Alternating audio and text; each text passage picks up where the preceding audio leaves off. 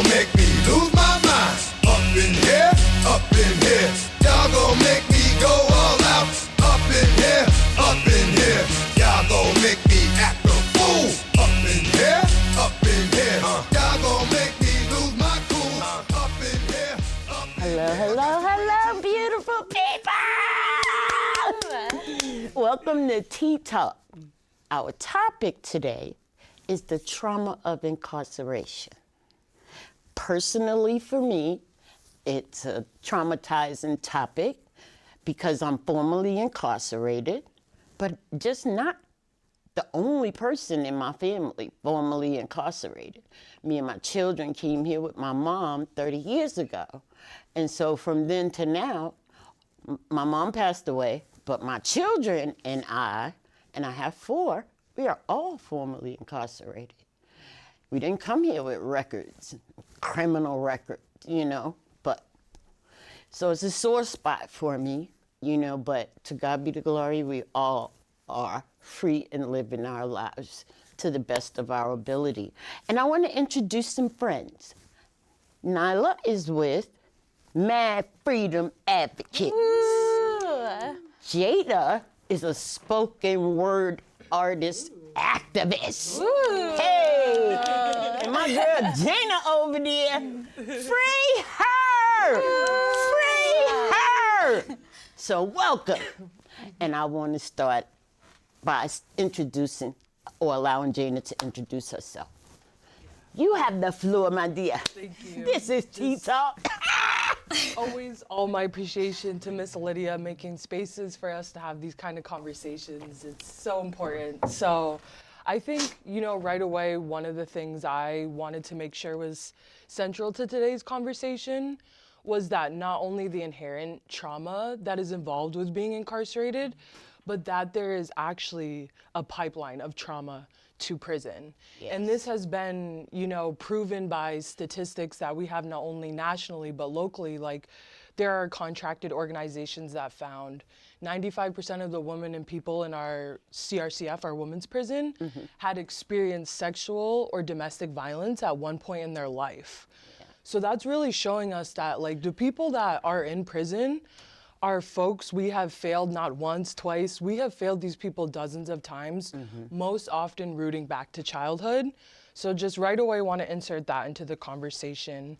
And then just as we as a state contemplate expanding our carceral state with the construction of the $97 million women's prison, it's really important to be having these conversations about who's actually inside and how prisons are incapable of rehabilitation and healing, because there's just been this really awful narrative out there that prisons can be trauma-informed. And folks that have spent time in them know this is a lie. A big lie. A big lie. And it's dangerous because it's almost allowing the Department of Corrections to, 1, rebrand itself, and 2, change the primary access point for care to be behind the prison walls. And that's just problematic for so many reasons, I don't think we'll have time to get to. So many levels, for real. Yeah, and we've seen this narrative not only in Vermont, but across the country. So, sorry, trying to fly a little through my talking points. I got a lot of amazing people on the panel with me today, but also just something I want to insert here is we did a survey of the sisters and siblings who are in Vermont's women's prison, and 90% of the people that responded to us said that prison negatively impacted their mental well-being. I believe that's the truth. Yeah. Absolutely. So when we think about the women's prison needs to be replaced, it's dire conditions, we can only do so much to change the physical atmosphere. A lot of it is cultural, this trauma that's embedded deep in the system. And just to insert our sisters and siblings' voices here, this is just one of their testimonies of how they ended up in prison. They said, due to not having a home, I had to steal, lie, and cheat to survive, hence jail. Prior to coming to jail, I was homeless. I was in a 3-year active addiction, struggling with mental health. I'm a victim of abuse and assault. And then specifically talking about their mental wellness, folks have said since coming here, my depression is at its worst. Loneliness is out of control. I feel like it's ruined me. I've lost everything. And these are just important because, like, not only are people who are incarcerated being traumatized, but the people that love them, the people that care about them, their children. Right. So this trauma isn't just centralized in the actual prison. It bleeds and spreads into our community, into our children who grow up traumatized by having their parent incarcerated. So I will stop there. I hope I hit my main points, but I appreciate that. One of the points you made is that it affects your family. And my mom, when I was incarcerated, when I got locked up here in '95, my mom came to visit me once. She said, "What are you doing here?" And she said, I'm not coming back, and it was hard. It was really hard, and so it's not just the person that is locked up, it's the entire immediate family and loved ones going through that with them, and it's really traumatizing for all of us, and so I wish, $97 million for a new prison. Where are the resources to keep this from happening over and over and over, generation after generation after generation? When they gonna get off they soapbox and do something for real? Build a new prison? That's the best you could do? It's despicable. Yeah, it's pathetic, honestly. Children are hungry. Families are struggling to put food on the table. But you got damn near $100 million for a new prison? To incarcerate around 120 people, half of whom aren't even sentenced. That so it's makes just, no sense. Yeah. Thank you, Jayna. Of course, thank you. And the lovely Jadah.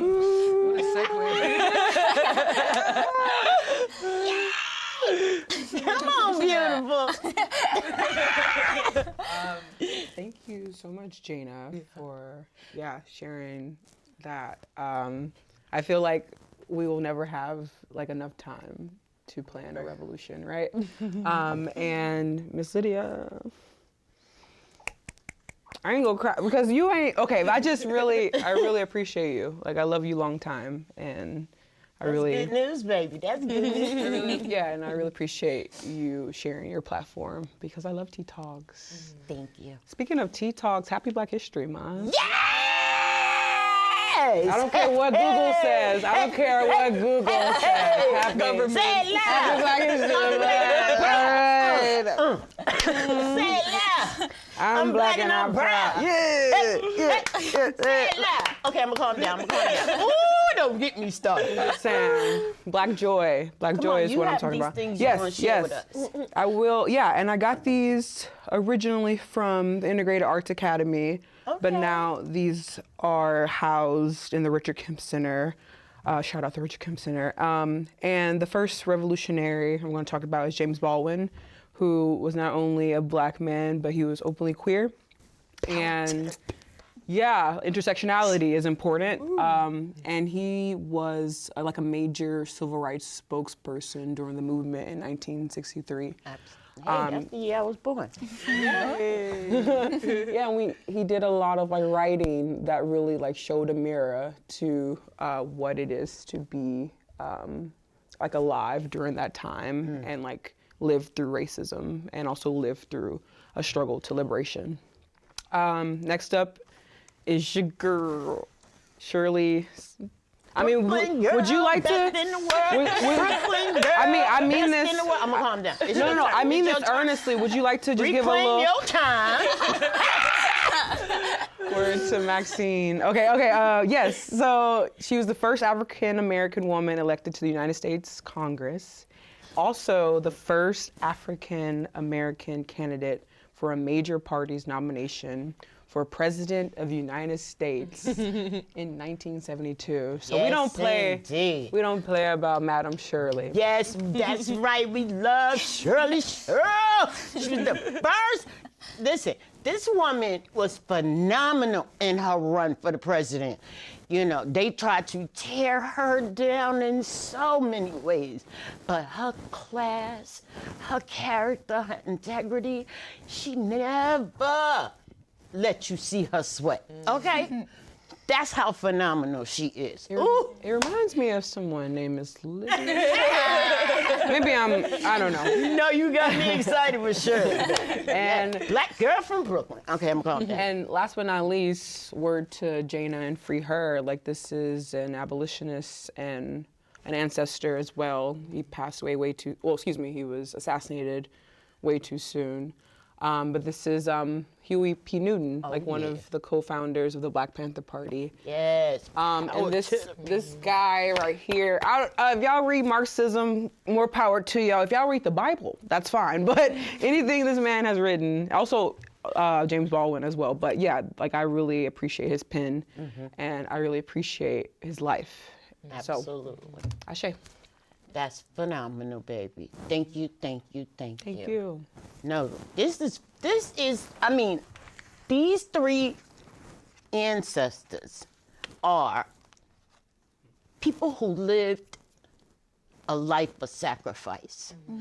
You know, I mean, we've lost so many. So many have been assassinated. But I don't want to focus on that because I want to give Neilah her time to shine and to speak. Hello, beautiful! Hello! Thank you, Jadah. You're welcome. Yeah, thank you so much for having me in this space, and appreciate everything you all have shared and getting to be here and listen. So, yeah, I'm Neilah. I'm here with MadFreedom Advocates, and also as my own self sharing my story. So, yeah, when I was 16, I was struggling with my mental health due to a lot of different trauma and the environment around me. But I wasn't really asked what was going on for you, you know? I was just something's wrong, there's a problem, we need to fix her, you know, something's wrong with her. So then I was sent to an involuntary institution, a psychiatric institution, for the next 2 years, 2 months, and 4 days. Wow. And experienced a lot of trauma there. Much more trauma than I'd even come in with, to be honest. I believe you. Yeah. There's a lot of forced medication, improper restraints, isolation socially, things like that. And so, yeah, I came out and I was just really struggling, made life a lot harder than the reasons I came in. And I say all this because confinement itself is trauma, whether that's a prison, a psych institution, ICE detention center. When you put someone somewhere and you isolate them from their entire community, that's traumatic and that's not healing. Yeah, that's sort of what I mainly came here to say. But I think it's just that, you know, this whole trauma-informed prison is it's really hard because it's they're trying to create this kinder, gentler prison, but that when you make something kinder and gentler, that's just reforming the same system built on slavery, you're just making it something that is easier to send people to, right? And more acceptable to society, but the same problems are there. And I think when we think of alternatives to these systems, we need to ask ourselves, is this another way that we're just trying to control people, that we're just trying to confine people, that we're just trying to surveil people? And is it just another someplace else to put people that are a different race, are a different sexuality, are a different XYZ? We're just othering people and not asking what's going on. And if the problem's in the person, the government has no responsibility to take care of anyone's basic needs. So that's sort of where I come from in this, and thank you for having me. Yes.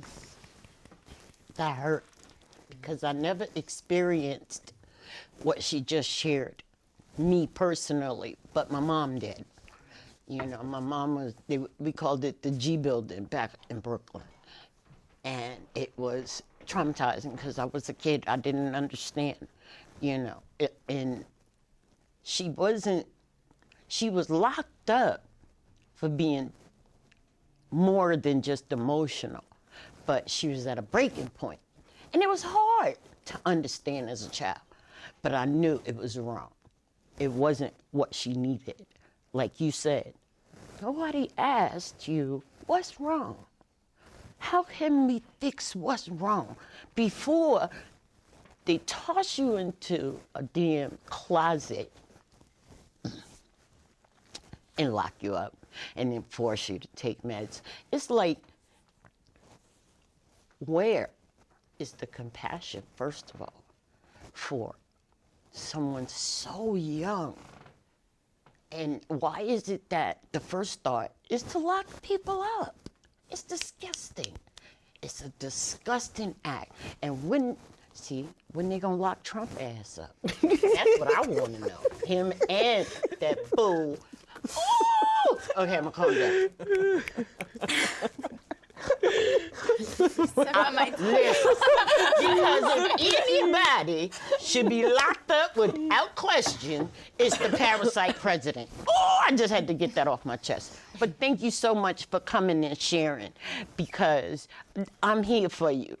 I want to know if there is a way to help and to keep you on track, then let's get it done. And we don't have to do locking up or forcing meds on you, because really, you're a human being. Like everybody else. Why is it that the government think they got the right to say, do this and do that, cause more harm, tear her down more, stomp her life out? Stop it, because that's not right. It's wrong. Oh. Okay, I'm calling. May I share something? Absolutely. Oh my goodness. Thank you for sharing that. I spent some time in the psych ward, you know. Yeah, I had a few visits, a couple, more than two, but like, they love me there. And Don't get me started. yes, like you were saying, like it's carcerality, and like in a different font or a different flavor, but it is definitely very much so a mirror of our like police state and how we prefer to like keep folks contained, and mental illness is seen as a problem. And we're only like removing someone from society and from their support systems and communities. Like that's the solution. Like America, what? But yeah, I mean, well, what else? But what I'm saying is like, what else can we expect from a place that stole like hundreds of people from their home and put them in bondage? They gonna learn today. Shit. Let it out, Baby. I'm calm down. I'm calm down. Incarceration it's just despicable. I mean, the last time the parasite president was the parasite president, he bragged about locking children in cages. And that's not funny. It's not okay. And I don't think that it should ever happen. Separating children from their family, their parents. It's disgusting. So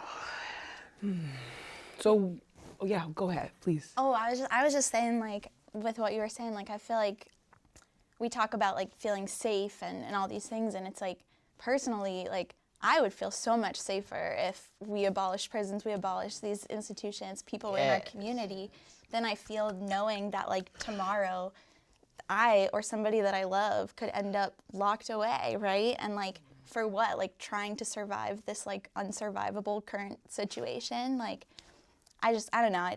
I would feel safer if that all was over right now than I like do with people locked away, and like those are my community members. Yeah, that's an important utility of the prisons. We've noticed it creates an illusion of safety, just because the person that may be causing harm or disturbances in our community isn't in sight doesn't mean they're not there. They're simply just being warehoused where they're not getting any accessibility to treatment or supports that actually change their situation.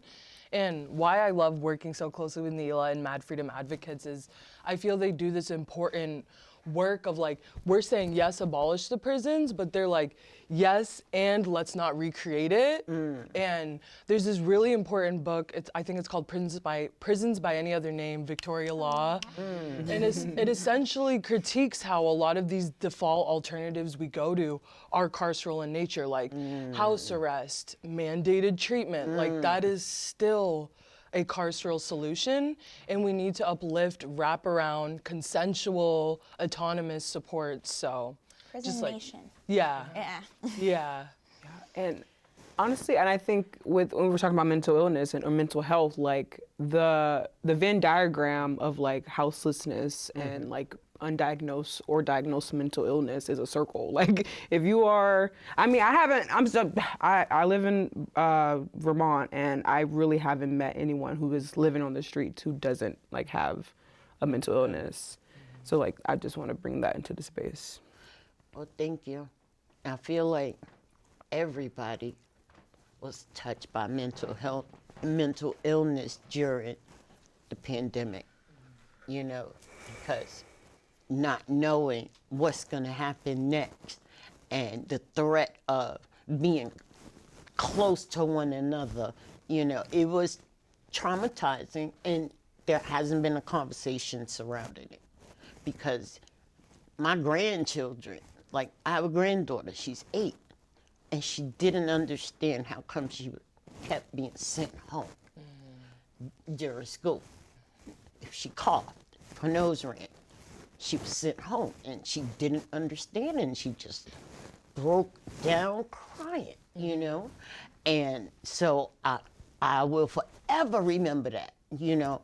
And I will forever remember sharing with the caregivers in school that you need to do better than traumatizing this child over and over again, any child, because they don't know what's going on or why.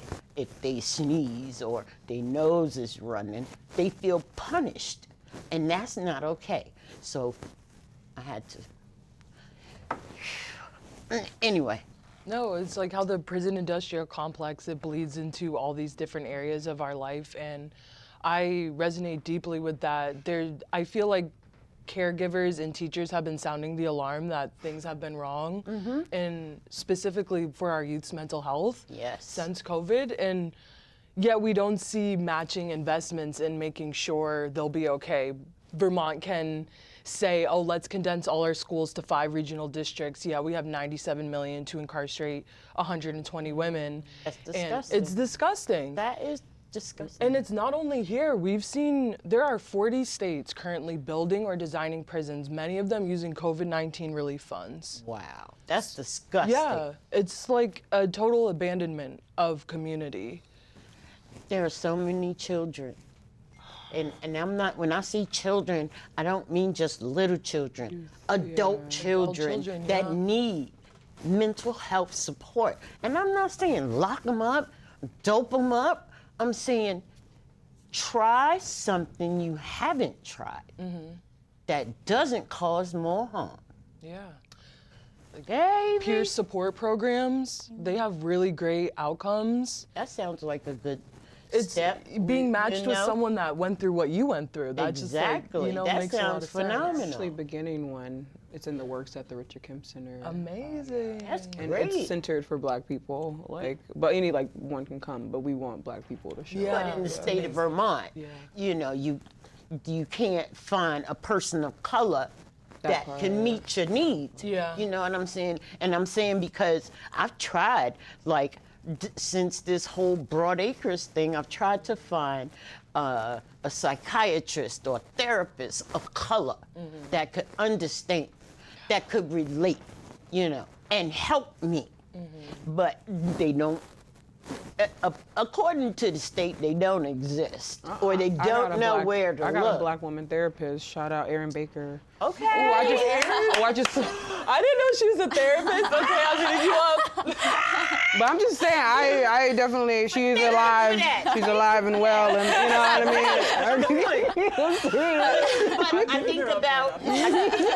But I think about Aaliyah Johnson. Yeah. You know what I'm saying?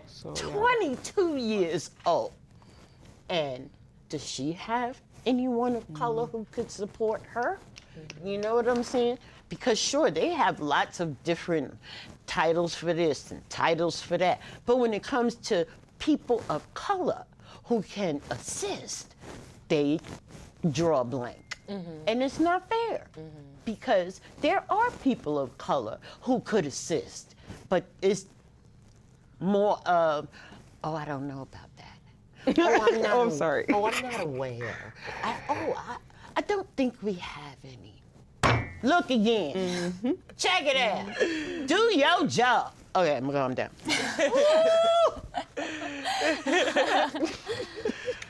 Really, I'm the type of person, I pull up on you in a heartbeat. Oh, you want to talk about it? Because, I mean, seriously, if you're not listening to me and I feel like I'm wasting my breath, I'm going to come see you. And you're not going to like it. Because some people are just, they are stuck in certain ways with they thinking, you know, because they've gotten away with it for so long. Not today. I went to the Black Experience on Saturday, and Ta-Nehisi Coates spoke. But real quick, at the end, he just kept asking. First of all, he didn't read any of his new book. He just was like ranting, but go off. Like honestly, like do you? Like he was just like, he had a lot to say. We were the last stop on his little book tour, so he just had a lot to say, a lot of pent up energy. But he said, he kept like posing questions to the audience throughout his speech, and he said like, so what do we do? Like how do we get through the next 4 years? And he answered his own question. He said, we just gotta be ready to fight, and we gotta keep fighting. And they played out the whole thing with Fight the Power, like playing out the intercom. So yeah, just about fighting. I feel like that's the only way to. Public Enemy, Fight the Power. That's the one. Yes. Fight the Power. Exactly that one. Okay. So yeah, that's why I just want, like, these are like brilliant humans, like I get to like talk to. This doesn't even feel like a show. I feel like I'm just like, like I'm like this is like, I don't know. This is Real tea talk, baby. Real tea talk. Okay. Like this is healing like several parts of me. So thank you so much, Ms. Lydia. But like I'm just saying, like we have everything we need to like fight and revolutionize. And we stronger together. Perfect. Seriously, we are stronger together, and we gonna do what we gotta do. Okay? Because I don't know if y'all heard of this artist, but she passed away today. And her name Roberta Flack. She sang that song. She sang a lot of good songs, and she sang with Donny Hathaway, and they were such a power couple. You know, back when I was a kid. But I was listening to a song by her today called Do What You Gotta Do. And I think of it in terms of the next 4 years with a parasite president. I'm still gonna do what I gotta do because to God be the glory, as long as I breathe, I'm gonna fight, okay? I'm gonna fight, and I'm gonna fight for the people first. Black people. Did I say black people? Yeah. Oh, black indigenous people of color. Hey, black indigenous people of color. Come on. Indigenous people of color. Black indigenous people of color. Hey. Okay, I'm gonna calm down. We're a musical. That was fun. A quartet. Yeah, wait, I'm gonna drink to that. So much fun. Oh yeah, that's good stuff. Well, does anyone have anything that they'd like to share? Because we are low on time, which is all good. I just feel like I really do, like, in my bones, feel like another world is possible. Like, I really do think that we can view people differently, and like we can make something totally different than these systems we keep recreating. So while the world is like kind of falling apart, like I really do still feel that, and I have that like hope and I like want to take your fight energy and like keep that going after this. So thank you for that energy. In this space. Absolutely. Because we, you know, what else we gonna do? Listen, I could answer that, but I won't. Because this is Tea Talk. But no, seriously, when I think in terms of the next 4 years, I mean, look at the first 100 days. Yeah. They gonna play themselves right out. Yeah. Because, let me tell you, Jasmine Crockett is on fire. God bless her. Baby, she gives me life. From Houston. Maxine Waters. Oh my. Woo! Black women. You know, I mean, because after the election, I was a mess. You know, it's like, what in the hell? I was drunk. Well, that's, you see how, listen, it wouldn't work for me. But I was that wouldn't work for me. It wouldn't. You know, like, I don't drink. I'm so sober, I'm sick sober, okay? But I didn't feel the need to kill my sobriety. What I felt the need to do was get back up on the horse and keep going. But I beat myself up first. You know what I'm saying? Because it's like, what more could I have done? What didn't I say? What didn't I do? You know what I'm saying? But that didn't apply to me. All these damn Klan members, y'all about to get it, okay? Because this Klan behavior in America is disgusting. And it's time to bury it and leave it with the ancestors. Baby, we've come too far to turn back now. It's just not gonna happen. Baby. I'm excited. And I'm gonna stay excited. I got a birthday coming up soon. I got a birthday coming up soon. I got a birthday. I got a birthday. I got a birthday coming up soon. Hey! Hey! Oh, y'all know what next month is? Women's History Month. That's right. Hey! That's right. It's all about us. Every month, every day, every year. Baby, I'm excited. Thank you, guys. The word woman is a big word for me. Woman. Ain't I a woman? Sojourner Truth. Baby, that's right. Woman. Because we really run this world. We just allow men to think that it's all about them. I don't know. No, we don't allow that. I don't think you believe it, and I said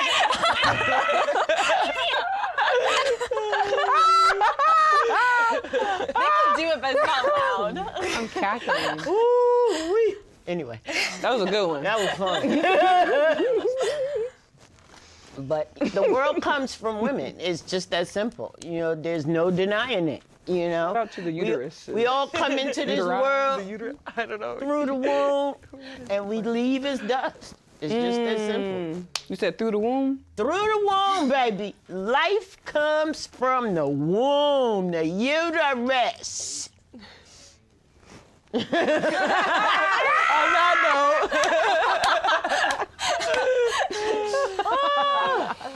note. We run this mother. What? Okay, I'm about to start singing again. Girls. That's Beyonce. Yes, indeed. Oh, Colin. Yeah, you know something? That's a great idea. And for those of you that don't know, my email is DIADIVA502. Dear Diva. Yeah. At Gmail. At Gmail. Let's go. Everything's a song. I love it. Today, you guys have really lifted me up today. Seriously. You too. I really love having authentic conversations, and it gives me life. It gives me purpose. It makes me stand up and stand strong, you know? And I mean, I'm a grandma of 7. My grandkids wear me out now. Baby! But they also give me life, you know? So I fight for them because Yes. you really don't want to mess with a grandma and her grandbaby. You know, and I feel like these chumps in the damn White House, they got to get out, get it. Because my grandbabies deserve the entire world, everything good and wholesome it has to offer. And so do all the other children of the world. I just don't appreciate how we got this parasite president. Anyway, I love y'all. Love you too. I love you, baby. Yay! I had a song that I wanted. Another song? Let's do it. I'm in. But it was concerning. It was concerning the topic, the trauma of incarceration, and I wanted to hear DMX. Y'all gonna make me lose my mind up in here, up in here. Y'all gonna make me go all out up in here, up in here. Y'all gonna make me act a fool up in here, up in here. Please don't make me lose my cool up in here, up in here.